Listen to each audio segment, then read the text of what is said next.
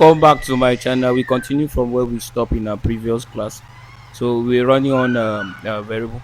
So let's just imagine that we don't know which type is variable A. So use the Python built-in function type open parentheses, then input the variables. Let's see which type it is. You see, it gives us the output, which means A is an integer.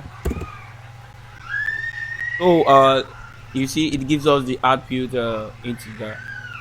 Let's try it with another keyword. Then we input a variable a has a value of 30.1. Then let us check the type. We put type, then open parenthesis. You see, a is a floating point, as we talked in our previous lecture. It has a decimal point, which is a floating number. In your Python code, you have to avoid using Python keywords as variable. Let me assume I use NIT. I give out a value of 4. You see, the word, the syntax is being highlighted, which means is a Python keyword. So you avoid using it in your Python program.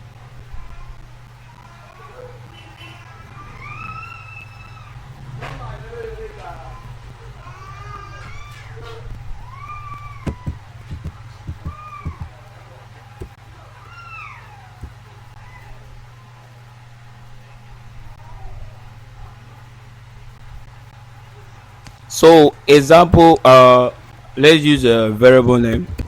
I'll say my income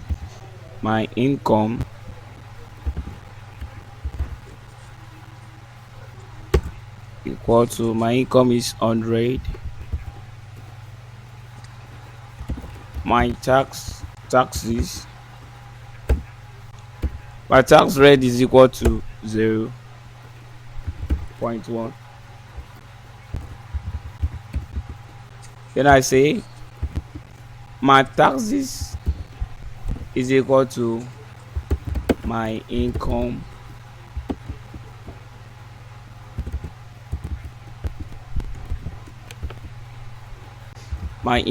plus my tax rate. Then I want to calculate my taxes. Then my taxes,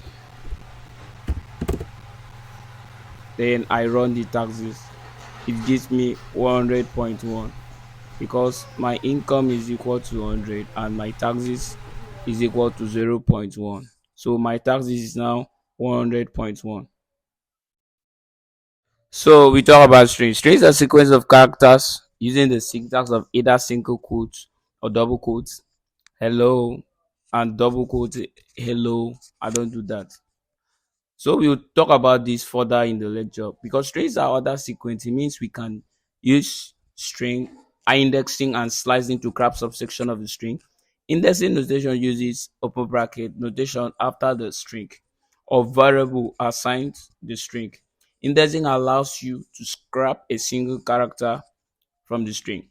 This action use square brackets and a number index to indicate position of what you wish to do. Like this, you see on the screen, character hello, the index start from 0. Slices allow you to grab a subsection of a multiple character, a slice of the string. This has the following: start, stop, and state. So further in our course, further in the lecture, we'll discuss more about this. So let's explore this concept. So we use a single quote. We use single quote hello. As you can see, we use double quote world. Let's make a long phrase. Use this is also a string. In string, the spaces are also counted as characters in the string in Python. The spaces are also counted like characters in Python. So let's say I use I am going on a run. As you can see, you try to understand what is going on here. The Python, but the Python has seen another single quote in the middle. So if you run a code like this, it will confuse the Python. As you can see, I have syntax error, invalid syntax, because it reads the single colon inside the. So what you are going to do for this code to run, you you change the single string to double string, and you can see it's going well. I am going on a run. In Python, there is a way you can output out your code using the print function. So later in this lecture, we are going to look at as using the print function to print out your code. So we use print double quotes hello. You see it outputs out your code. With the printing function, you print out your code directly. So let's see this. I press hello, hello world, hello world 1. Then I write another code, hello world 2. You see, it only prints out hello world 2, the last code. So what we are going to do for it to print out the two code directly, we use the printing function, print, then put a parenthesis, yes, then I'll put print in the second one, print, then I run the code. As you can see now, it outputs hello world 1 and hello world 2.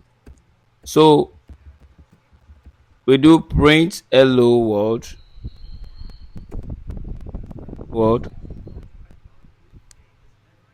and we are gonna put backslash with n. This means new line in Python. You put a backslash like with n, it means new line. As you can see, hello at the up and what is in on the next line. What I'm gonna do now, I'll remove the spaces, then I run. You see hello world. So the slash backline with n is means new line Python. So let's try and now skip sequence in Python, which is t, which is mean new tab t t. As you can see, it gives it two white spaces in the middle. So that is it. So we can check the length of our string using the built-in function len length, open parenthesis. Well, let me say hello. You see, it prints out the characters, which is 5. Then let's use len I am even print. In Python, the white spaces are also counted as characters in Python. So let's see in on the next. See you in the next lecture. If you're first time joining me, click the subscribe button and follow my videos. See you in the next lecture.